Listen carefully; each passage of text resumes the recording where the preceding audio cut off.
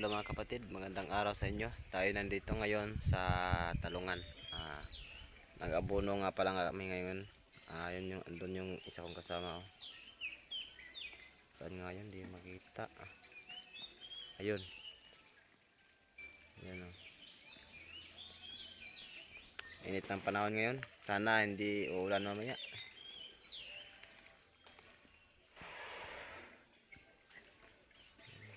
Yan yung Talungan mga kapatid oh. Diba ang laki. Tapos andito pa sa kabila oh. Ayan. Talungan yan dyan.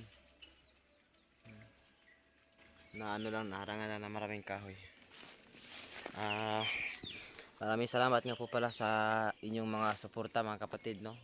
Ako po taos puso nagpapasalamat sa inyo. Lalo na sa pag-share ng videos natin ay malaking tulong na po sa amin.